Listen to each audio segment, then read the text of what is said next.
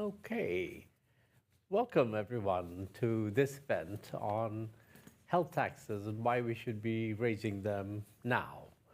And we'll have a panel that'll talk about this. I'll save that for a moment. But this event follows on from a report produced by a task force on fiscal policy for health that produced this report recently. And in a minute, we're going to get a short video from Larry Summers, who was one of the co-chairs of that task force, along with Mike Bloomberg and Mia Motley. And Larry Summers is also, excuse me, Larry Summers is also the, as you know, the chair of the board for CGD. So, and CGD, in fact, colleagues sitting here provided the secretariat for that task force's work. Let me just say a couple of things about the task force report that struck me. And there are many things you can do in fiscal policy, and colleagues here will talk about them, but there are very few that you do where it's like so obvious that you just get on with it. And raising taxes on tobacco, on sugary beverages, on alcohol, which are way too low in many countries, is one of those things where technically the benefits are so obvious. You could save 1 million lives a year, 50 million lives over 50 years. You could raise $3.7 trillion in 5 years, and 2 trillion of those in low and middle income countries, which actually is significant in relation to their total revenues. I think it's about 40% of their total revenues. So you save lives, you raise money, seems obvious. We did a report 5 years ago, kind of made the same point. Don't see the action. And so I think the really interesting question today that I'd like to explore in the panel, which I'll come back to in a minute, is not so much the why. I think the why becomes clear very quickly when you read the report, but the why isn't it happening?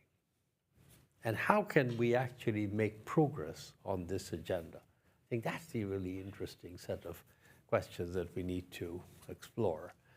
Because clearly we're not making enough progress. In fact, some countries over the last 5 years have gone backwards. Cigarettes becoming more affordable in some countries.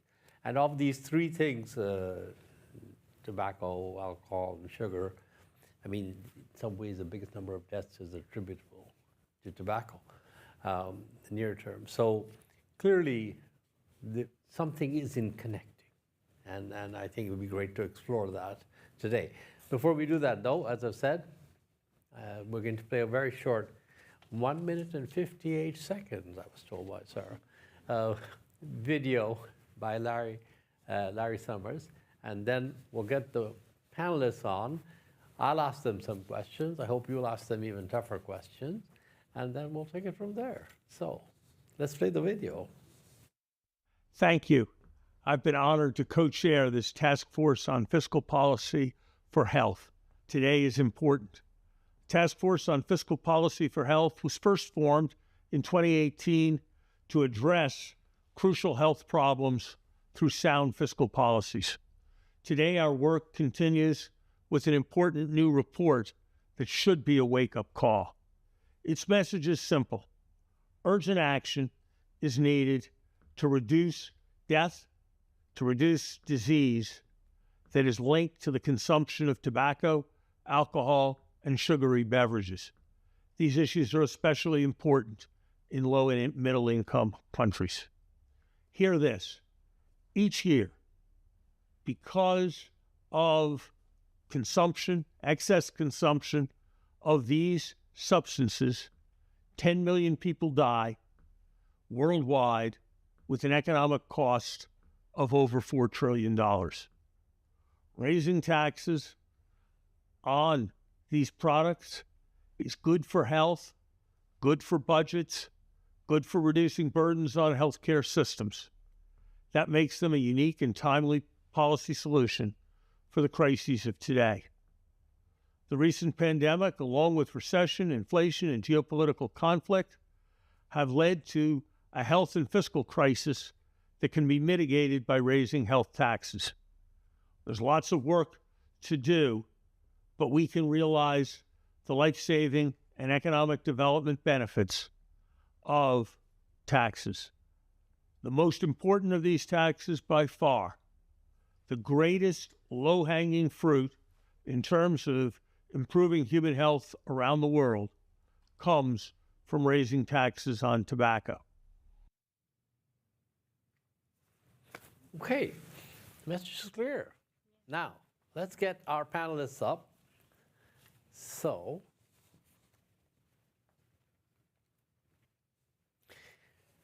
while they're walking up, I'm going to just introduce them.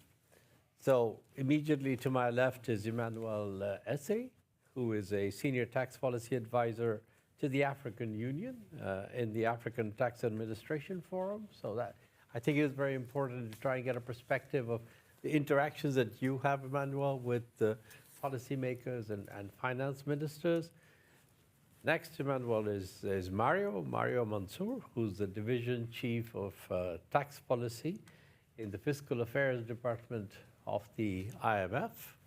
And next to Mario is Amelia Stark, who's the global manager of the Fiscal Policy and Sustainable Growth Unit in the Macroeconomics Trade and Investment Global Practice at the World Bank. So why have we picked these people for this panel? And I think the reason is that if you look back and see all three of these organizations are providing finance ministers in developing countries, in Emmanuel's case in Africa, in Mario and Amelia's case more broadly, with advice on tax policy choices all the time. Where do you focus? How do you make progress? And then also technical assistance for helping them to strengthen tax policy capacity, tax administration. And so they can really be levers for ramping up the transmission of the findings that we just heard from Larry into the national policies of countries as they begin to make changes on tax policy, tax administration, which will have not just a health impact, but also a fiscal impact. So I really want to, but as I was saying earlier, we really haven't yet cracked the nut. So my question to each of you is going to be the same one, the first one. I want to hear a little bit your experience, your take on it, starting with you, Emmanuel, if I may, which is, why do you think that is? Why do you think that our progress on getting countries to implement what seems such a no-brainer has been so hard? What are the kinds of things that you hear when you propose this to colleagues, or do you propose it? Thank you very much. First, I want to thank the CGD for inviting ATAF.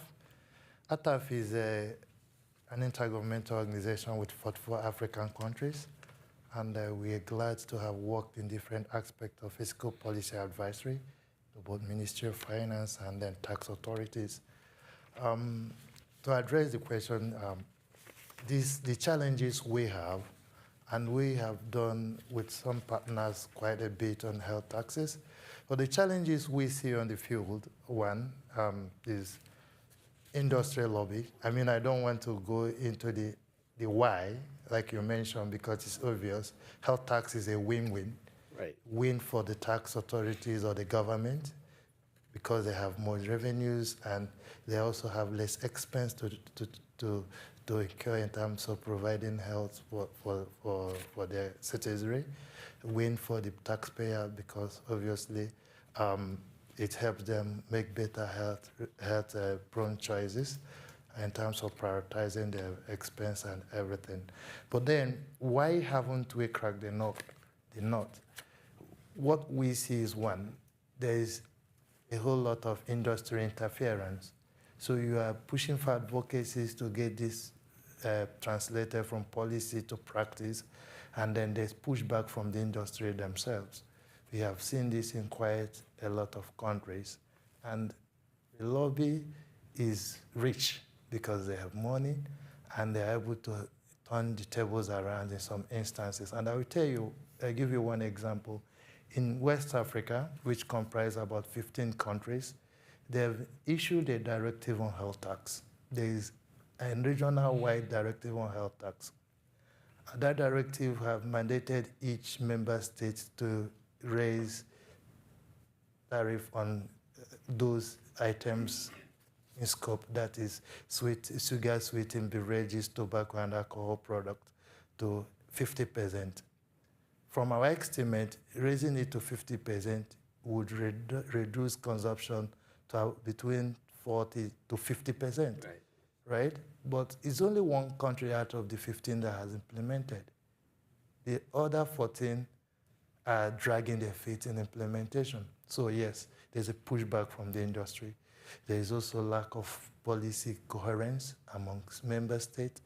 There is a bit of lack of harmonization, because if you raise taxes on a tobacco producer in Nigeria, it could move to the neighboring country and continue to stream the product from there to the rest of the members. So it's quite here and there a lot of factors that cause it. Yeah.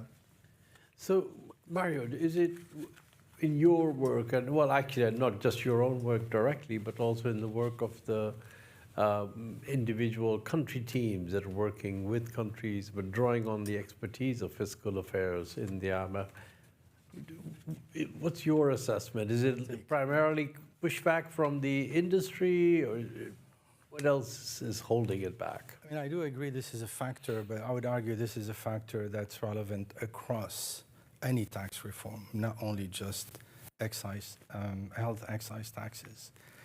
I think in the report, actually, of the task force, it says it nicely. What we have observed is that more countries are doing it, but not well. So the question that we should ask, what lessons can we learn from these countries that have done it for the future countries that will do it? And I think there are 2 points I would like really to focus on. One is design. Policy design is extremely important. And what we observe in countries in all areas, whether it's, some more than others, tobacco or sugary drinks or alcohol, design simply is not good enough. And I'm not talking just about the level of the tax rate. I'm talking about, the design of the excise tax base itself. What is taxed? How do you treat imports versus domestic production? Do you use the excise as just another tariff? A lot of countries do, not only by design, by law, but also by asymmetric implementation. So, for example, you could have implementation rules where you would say, well, on imports is the value of the imports, but on domestic production, well, we don't know. There's no value really before the products leave the manufacturing company, so we're going to work out rules that would estimate a value that would happen to be, well depressed relative to market prices. So design matters, and the lesson that we take from our technical assistance to countries is that it's not good enough. It can be better. The second one, which is a broader issue, which perhaps we can come back to this later, is earmarking. Historically, including institutions that pushed for health taxes, thought that earmarking would be an easy argument to address the political economy issue around implementing new taxes by saying, well, just give support to the tax and you'll just get it in your budget as a Ministry of Health. You can spend it the way you see fit. Earmarking in taxation is way broader than this. It covers a lot of grounds, and what's really specific about earmarking is often earmarking takes the form of an excise. It takes the form of a tax on turnover, small rates, but for ministry yields a lot of additional money that they cannot get through the regular budget. So by putting excises that have specific objective, companies and other observers are saying, well, you're just multiplying earmarking. The point here is that the overall health of the tax system is important. And if you are to increase the number of excises for a clearer objective than general earmarking, you have to deal with the rest of earmarking. And you have to advocate against it. Because what we're trying to do here is just raise money for the budget so you can spend more on health, for example, or education. We're not doing an excise just to tell the Ministry of Health, you're going to have more money in your budget next year. And probably it's not going to be looked at in the same way as the overall budget would be looked at. And from my experience over the past 20 plus years, earmarking is a fundamental issue in developing countries that we haven't been able to address properly in the context of good tax reform. So I want to come back on earmarking. Did I understand you correctly at the end to sort of basically say that you think that you want to move away from earmarking for all the good tax policy, fiscal principles reasons, because you don't want to sort of tie up all these streams of income with streams of expenditures. And I guess what I want to come back to, maybe you can think a bit about this, is politically though, is it easier to raise taxes on, let's say, tobacco, if you link that revenue stream to some identifiable health improvement program? So, all our basic as fiscal economists, we've always been trained to say any kind of earmarking is a bad idea. You just want to have basically you're funding general revenues and you don't want to tie your systems up. But politically, does it help or not? It's worth thinking about.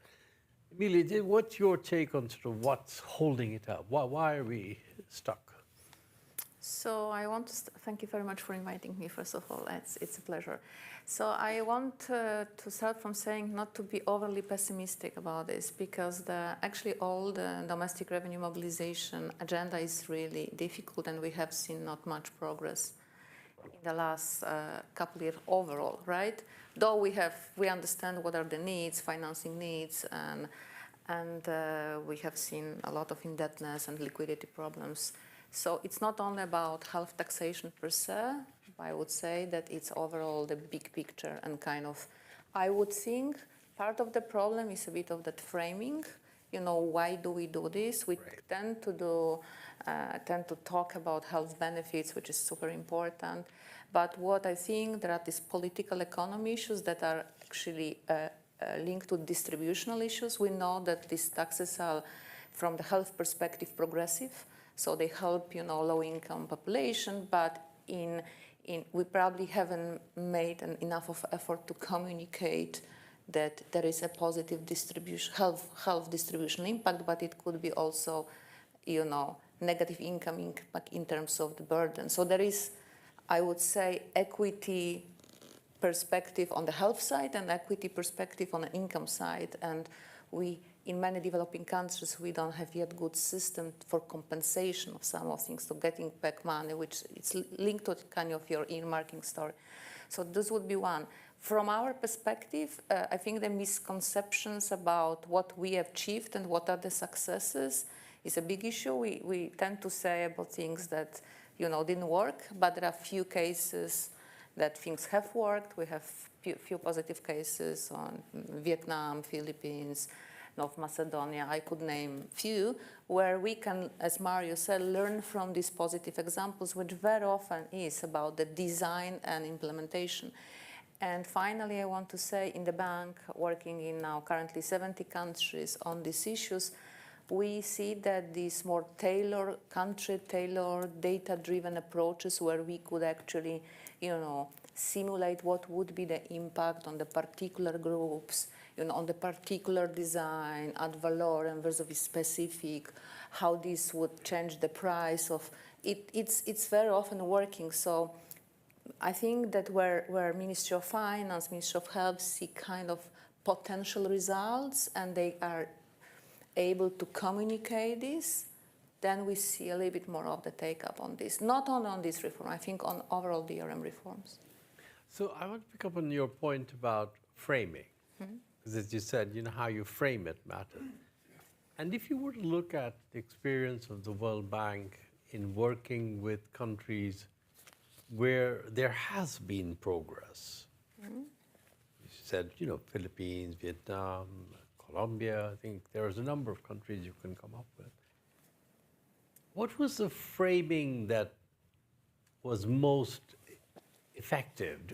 Did you find the same framing worked across, or was like you had to have a customized framing for each country that was different?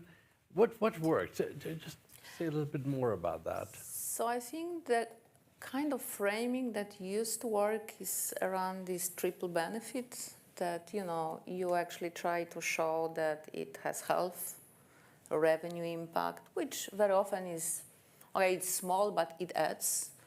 And then this, I would say, progressivity part, like that brings like more to the low-income population, tend to use some of these, tobacco products, alcohol more than the rest in terms of consumption pattern.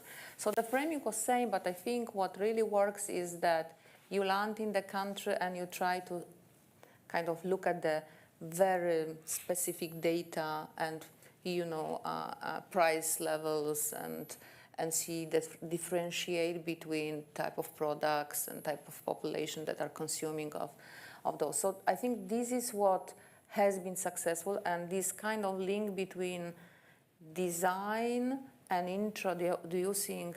So in terms of the World Bank, we have like technical assistance, but we have also our systematic way of engaging with countries, which are in our jargon called core products, public finance reviews. So we don't come to these countries once in 10 years, but we actually come and tend to build our discussion on these taxes into our continuous dialogue. So this seems to work. Not always from the first discussion, but this coming back to the topic is working. And the fact that we have also programs that support from the financing point of view, not only giving money against these reforms, this kind of program that are financing some items in the budget, but we have programs that disburse again results. And when we design these programs, very often we provide very specific technical assistance and capacity building. Because one is to say, we advise you on the design, here is the design. The other thing is how you would implement it, how you would execute it, how you collect it, track and trace systems, how to establish those. This is where we have seen successes, where we will continuously engage across the dimension of design, implementation, funding. That's where it's more likely to get traction. Yes. Now, can I come to you and get your sense on what framing works? And could you also, one of the arguments that you hear from countries is the pushback from the industry. But the other argument you often hear is that this is regressive. It's going to hurt the poor, right? So they say, well, look, poor people, the low-income people, tobacco may be something that part of their expenditure, and it's going to hurt them, and then you need to find a response to that. Now, one response to that, of course, is that on the health side, it's progressive, but that's a little more abstract from the finance minister's side. I want to get a little bit your sense of what you think in the conversations you and your colleagues have been having with African policymakers on the finance side. What arguments work well? All right, thank you. Apparently, I tend to agree with the colleagues that it's progressive on the health side, but that's an understanding I had at a higher level. What we have seen in the field is that when you frame the need to implement these fiscal measures around the health benefit, it helps. It helps, one, because like one of the advocacy items that we have, we tell them, it helps the taxpayer himself make a more health-prone choices in terms of where to spend their money. It also helps them spend their household income on healthy alternatives. And that takes me to how do they view it as additional revenue in the hand of government? And that's where we speak to EMAC in just a bit. In some of the countries where we have worked in, we have seen some level of deficit of trust between taxpayers and the government, especially when it comes to how they spend revenue generated from taxes and all that. So to that extent, what we could extrapolate is that there's tendency for people to be more prone to complying with these health taxes if they could see and verify outcome of what the revenue have yielded in terms of health facilities, provision of better healthcare services, and all that. And this, in my experience working with Revenue Authority in Nigeria, I've also worked with some other element. There was a state called Lagos. They are known not to pay taxes as at a point in their history. Then the governor comes in, collects taxes, and he builds road and puts a label. This road was built by taxpayer money. We observed that over a period of 5 to 6 years, their tax compliance rate more than quadrupled. So I think that argument could be made. I'm not a budget expert, but argument can be made that taxpayer morale may be boosted when they see a fiscal outcome from compliance. And can I just come back on one other point you raised earlier, which is sort of cooperation across countries.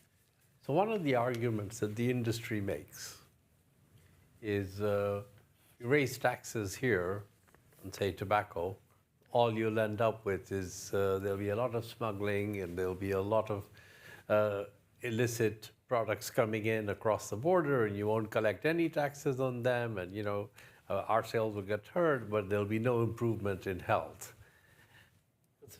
The evidence is that these arguments are exaggerated, but at the moment when they're made, they sound appealing to finance ministers.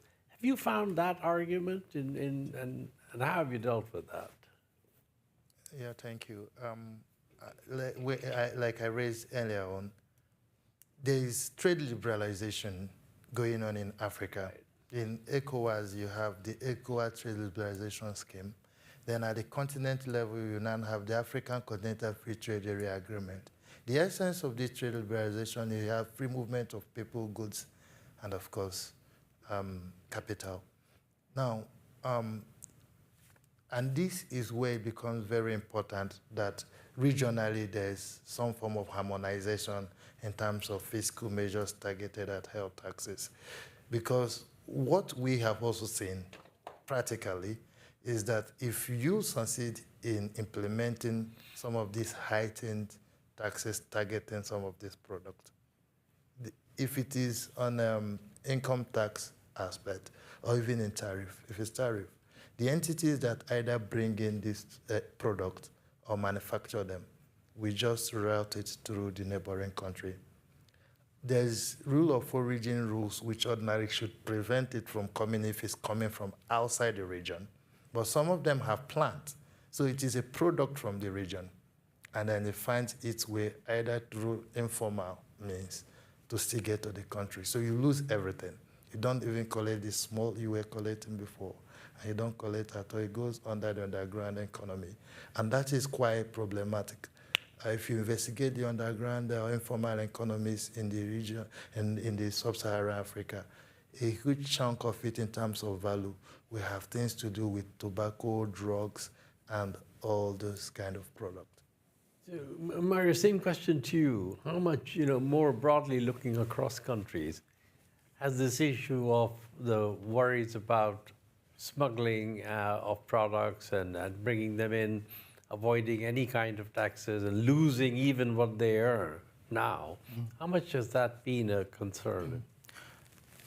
I think it is usually regionally, I wouldn't say globally, but regionally, smuggling of high-value goods is an issue. I mean, we learned a lot about this in advanced economies back in the 80s and the 90s when tobacco excises started to be increased quite a bit. In my own country, also in Canada, we had actually policy reversal in the early 90s because of smuggling across the border between the US and Canada. We know a lot about how to deal with this.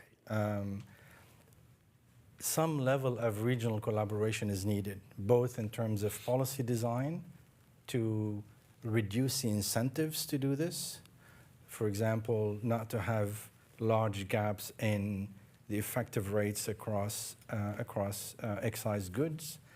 But we learned a lot more about enforcement and how countries can collaborate to enforce. So I think for this, there are solutions. Question is whether these are taken into account.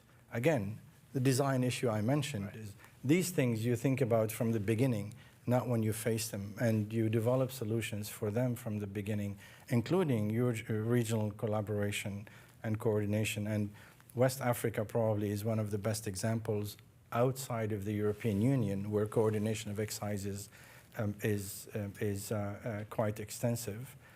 West Africa is perhaps one of the rare regions where there is tight coordination of excises, but again, the implementation is lacking. This is where the problem is. And then one wonders whether this is actually intentional or unintentional, because you can compete on the policy, but you can also compete in tax administration by not choosing to collaborate. And so you, as a country, you benefit more from smuggling than others. So these are real issues, I would say. Not for all excises. For example, you're not going to find smuggling in sugary drinks to the extent of tobacco, for example. It's just too costly to do. Too bulky. But you will find it with high-value sugary drinks. It happens, for example, in the Middle East.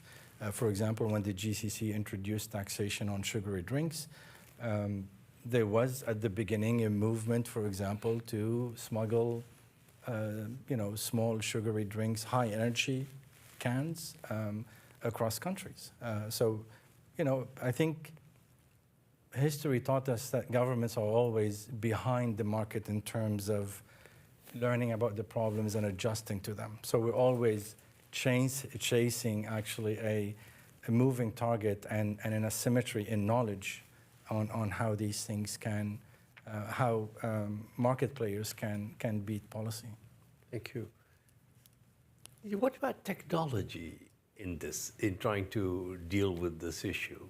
Has the technological developments made it easier for governments who want to be able to control this? I mean, Mario, I don't know whether you found that, and I want to get a little bit of sense of, is this an area where the bank and the fund are providing any support? For example, now you get packets of cigarettes that have all kinds of electronic bands on them, and if we believe the drop in the price of sensors, pretty soon, every cigarette will have a sensor in it and tell you where you smoked it. So is that helping? Well, I think technology in general helps in tax collection these days, and becomes some of the solutions becomes very cheap.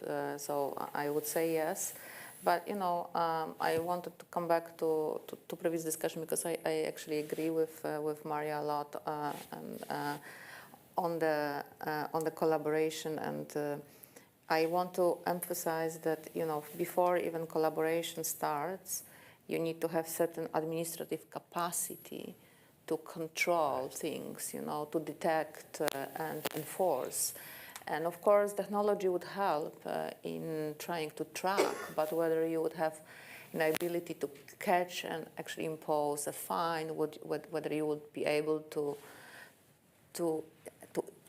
put these incentives against the certain types of crimes is something I would say very important. So I'm sure the technologies will help us in detecting and following, but I don't know whether this would be enough to actually change the situation, what is happening. And also we have seen in developing countries that technology is also making this, there is this digital divide, you know. Some technologies are easier adopted in countries with a high level of development than in others. Of course, you know, it goes so fast and it's so advanced that I'm sure that there is a lot of good example in developing countries in consumption tax collection increasing because of the technology. India is one of the examples, GST, etc. So I'm sure that here in health taxation we'll see a lot more, but I do worry that you have to have certain capacity to use the technology and then actually enforce, or so to basically act upon your findings and to increase collection and to change the behavior. I want to make sure that we have an opportunity also for people sitting in the room to ask questions. But before I do that, let me just ask one final question. You know, Larry's final remark was that sort of the lowest hanging fruit right now is tobacco. And it's the one we've talked about for longer. But more recently then, you know, that it became clearer that not just tobacco, but alcohol, although it's a bit more, depends on countries a bit more. And then sugary, high sugar content beverages is another one. Now people are talking about ultra-processed foods. These industries are all quite different. You can sort of think the tobacco industry is not quite the same as the industry producing sugary beverages. And if you start going into ultra-processed foods, you get into a whole different. What's your sense of tactics and strategy? When you talk to finance ministers, they sort of say, well, look, this is all too much, you know, I mean, you have to do this and this and this. And are you saying to them, focus on tobacco or alcohol? Or are you saying to them, look, you really need to think of this as a broad-based health taxes agenda? It may take longer, but you really need to move on all of these fronts. What's the practical approach to doing all this? So kind of, well, what's your advice? You know, you come and tell me about all these great things, and I sort of say, yeah, well, what do? I mean, I can't do everything. So it's interesting that the question is an interesting one because I had a practical experience. So as an example, we once designed health tax for a certain country in West Africa. And at an engagement with Ministry of Finance, there was a buy-in. There was obviously a buy-in. Everybody was happy with the design. But the getting it across the board towards implementation failed. And the key reason why it failed was because we included sugary drinks and sugar-sweetened beverages. yes. Many people were supportive of, let's do it with tobacco, let's do it with alcohol. But when it got to that, the argument was, you're targeting the poor. A minister said, election is coming. These guys will think we're after them, especially the poor masses. So having that as a background, as a practical approach, my advice will be to look at what works in a given context. It could be to start with certain elements, a certain product, scale it up over time. You could start with the quick wins, right, which most people will want to go with, like alcohol and tobacco. This, in the context of developing countries, a lot of people see it as exotic goods. If you can afford whiskey, you could afford to pay taxes on it. You know, you shouldn't complain. But drinks that are sold for pennies on the street, they're seen for the bulk of the masses, right, who are in poverty. And there's misconception that when you tax them more, you are targeting the poor. So those narratives, you have to find a way around it. And my approach would be, you could start small and scale over time. Good. So you have to not just convince the finance minister, but first you have to convince the mission chief, right? And the mission chief is like, I got 15 things that I'm being pushed to do, and now you want me to talk to them about, SSVs. So what's your advice to? I mean, for the mission chief, it's easy if there's money in it. Yeah. That's usually, particularly program countries. The IMF has lending with the country. I mean, this is a great question, Masood, because I think you mentioned at the beginning that the why is not so important. It's the how. I think it's really nice that you ask a question about the why. So one big question that we usually don't address in this whole debate is it really more revenues? I mean, yes, you raise more revenues from excises, but the real question is, do excises increase total tax revenues? Because for countries where the money is needed, where the revenue argument holds, what you want is increased total tax revenues, not only revenues from excises. Right. If governments, for whatever reasons, find good reasons to reduce other taxes, we're back to square one. This is a case of advanced economies. Advanced economies usually did it on the basis of health. We don't want the revenues. Even in some cases, they said, well, we're going to decrease other revenues, right? So that's an important question. So my first advice to a finance minister would be, why do you want to do it? Is it the health agenda or is it the revenue agenda? In the short term, the two can be consistent. In the long term, forget it. They're not consistent. I mean, even in France had a sugary drink back in 2008. Today, probably no French knows that France has a sugary tax. The health argument for the tax, people forgot about it. It's not there anymore. Yes, they raised from it a few million euros, but is it additional? We don't know. So back in the 90s, when a lot of countries in Africa did VATs, there was a lot of econometrics, empirical studies about, did VAT increase total tax revenues? I think we need to do the same thing for excise. What was the answer to that, by the way? The answer was, in some studies, including some of the stuff I did, yes.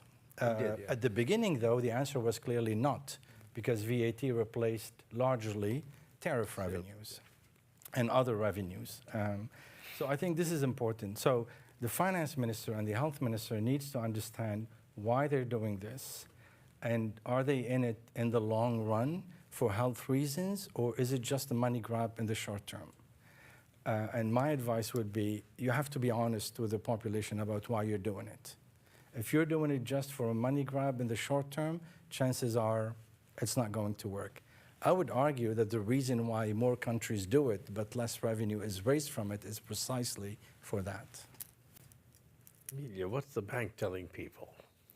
Well, I think that again, it's difficult to answer this after the very good two answers, but I don't think the revenue argument is the first one. The first one is health argument, and where do we start? We always try to start from where the biggest problem is.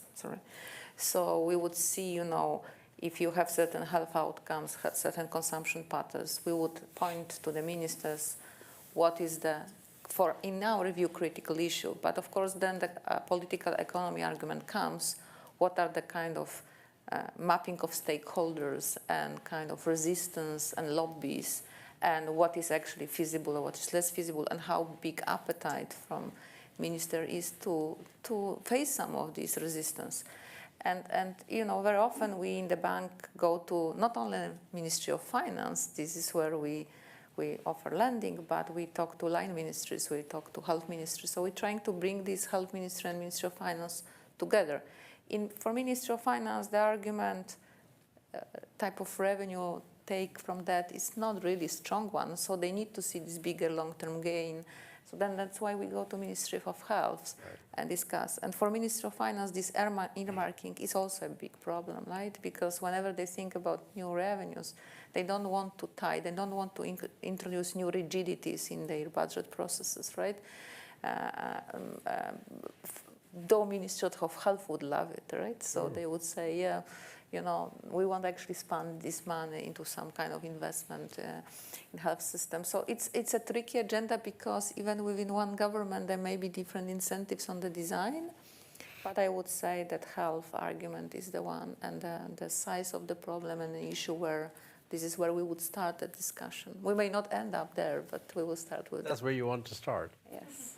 Okay, let's see. Anybody in the audience? Let's try and take a couple of questions. I got a gentleman sitting over there. Two. And there's a lady in the back. Let's take those three and then let's try and see if we can make them concise. So I'll start with you over here, please. Thank you. And just wait for the mic to come your way. There you go. He was bringing it up. Yes. Good afternoon. Thank you. Very illustrating panel. My name is Andres Mejia, Keough School, Notre Dame. I wanted to go back to the question of the politics of the industrial lobby. And certainly they have embraced policy design because they would be quite skillful at framing whether you are talking about taxing sugar products, tobacco products, and change and produce alternative products to evade straightforward tax. They've embraced the framing issue, and they can easily change narratives, certainly in terms of freedom of choice or allowing people to choose whatever they want. And they have multiple entry points for lobbying, political lobbying at the legislative level, judiciary level, marketing campaigns, media, etc. So I was wondering whether you have any examples of win-win situations for governments and the lobbying industry where they would see the benefits or agreeing, even though grudgingly, to accept these kind of taxes. Good. Then there's gentleman here, then I come to you in the back. Hello, everyone. Thank you very much for this discussion. Yann Iliaker from Global Health Advocates in Paris. I was wondering if your organization or the task force are exploring other health taxes options, such as, you mentioned it quite quickly, but unhealthy processed food or taxes on toxic phytosanitary products or chemicals, which we know have a strong impact on health of the people and could also be taxes to generate revenues. Great, thank you. And then lead back. Hello, my name is Maristela Monteiro. I'm representing Movendi International, and I've been working in alcohol policy for many years. Let's put it that way. And one point I want to make is that I don't agree that these industries are different. I think they are more similar than they are different, and they are connected. We know now that it's a very big lobby, and they're interconnections, and they're learning from each other and supporting each other in fighting for against any regulation of themselves. And in terms of technology, we also, there are benefits, but also if you think about social media and internet and how it has skyrocketed, or the digital marketing with during the COVID pandemic, this is a technology now, and AI interfering in with advocacy against these policies, that we should also think of the negative side of technology and how we can regulate that technology to prevent that. And the third point is the three together or not, and what do you think in terms of the basic understanding of how to regulate these industries should be there, even though you may start with one product and then move to the other, but try to educate not only ministries of health, but of finance, but others, on the benefits of each of these industries being regulated and the health taxes there are needed. No, stop there. Thank you very much. Is that it? Anything else? No. Oh, one lady over here. Under the wire. Thank you. I wasn't sure if you were just taking three at once. I guess one question. Can you just introduce yourself? Oh, sorry. My name's Fiona Lawless. I work for, I'm a health policy advisor for an organisation, Sight Savers, and I work on a couple of different health areas. I guess one kind of simple question I have, I guess, is you were talking specifically about talking to finance ministers, whether it's for health reasons or finance reasons that they're wanting to implement these kind of fiscal policies. Do we talk about the finance implications of improved health outcomes from NCD management and long-term NCD management, and being able to redirect that finance to other health areas. Sure. And then another question, which is kind of a broader question, is just flicking through the report and looking at the reasons for the report and looking at it in terms of non-communicable diseases. We know that we talk a lot about the next biggest pandemic being the climate impacts on health, and what sort of fiscal policies could be brought in terms of that for mitigating the huge impact that climate is having, and will play a much bigger impact in people's health outcomes, particularly in terms of non-communicable diseases going forward. Right. Okay, so interesting question. Examples of win-win. Did the task force, so yeah, look at the task force members here, think about other taxes beyond even, including but beyond ultra-processed foods. Actually, a question for that same applies to you. I mean, we'll leave the task force people to respond offline, but do your organizations thinking about that? What about the regulation of industries more broadly, you know, in a way? And then two questions, one on climate that you raised as well. Are we thinking about those and the benefits of avoided expenditures in terms of NCD management? We've been talking about these numbers more in terms of the revenue raising, but there's also the savings that it will accrue from reduced NCD management costs linked with these diseases. So pick and choose, don't have too much time. Let's say 2 minutes to each person. So I'll start with you, Benro. It's okay. It's okay. Thank you. I'll quickly respond to just two. One, whether there's a situation you have win-win. In my experience, I have not seen situation you could have win-win between the government and the industry itself in terms of applying the exercise at where. I mean, government aims at reducing consumption. Industry focuses on increasing consumption and, of course, profit in the process. That's my perspective on that. The second item being regulation of technology as a means to also try to help in implementation of fiscal measures to curb consumption. That is important, I must have to admit. But I also now tie it back to a point raised by a colleague earlier on about capacity. Enforcement and compliance, both offline and online, is very key to ensuring the desired outcome. And the experiences show that there's a lot of capacitation need, especially at developing country level, to get that happening. And when they talk of enforcement, you also look at the deterrent value of punishment if offense have been committed in the process. All that have to be considered in the broad scheme of things for it to work properly.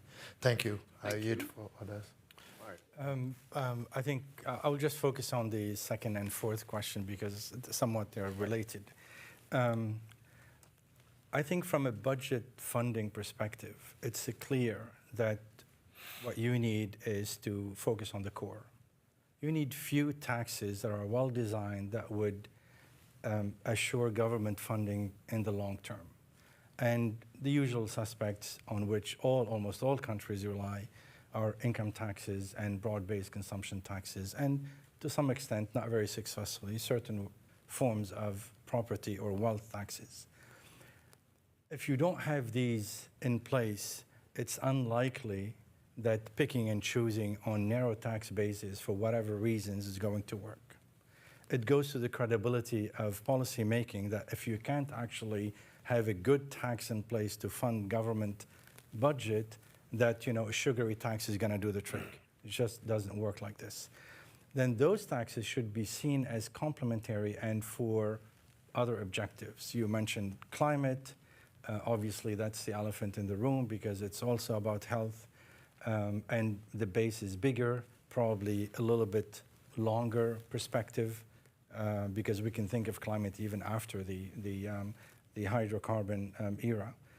But you know, my main point is these cannot be, the argument that this is good for health and this is good for revenue is just not good enough. You have to make that argument in the context of a solid fiscal policy on revenue mobilization and a solid health policy that we're really committed to health, and taxes are just part of the equation. They're not the solver of the issue. They have to be part of a bigger strategy for health, including redirecting spending. Great, thank you. Emilia. So I would say also combine a few of those. So whenever we engage, we look comprehensively. So you ask whether we are thinking about other, processed foods. Yes, and here there are two experts working with me, so maybe they can give you some concrete examples. Of course, it depends on the size of the problem, level of development, right? So, but we try to look comprehensively on health taxation, health-related taxation, and the same applies to spending part. So my team put me in my talking points, savings, that don't forget about. I forgot about it, but I think we are going to look at this also from how much you can save in the long term. It's of course much more difficult argument because we are also short-sighted, right? Our budgets tend to be medium term, but they are really not medium term. So that's much more difficult argument to make that this is going to come in the future and generate a lot of savings. But yes, we would look comprehensively. I agree on regulations and on the technology, how much this could also cause problems in terms of advertising certain things and using IA to actually incentivize people to do things that we don't want them to do. So very much with you. In terms of win-win, I agree that I haven't seen the win-win, but again, maybe they can give you a better example. Thank you so much. Thank you, Emilia. So, Emilia, Mario, Manuel, thank you very much for your engagement, for your contributions. Thank you all for being here. Please join me in thanking our panelists.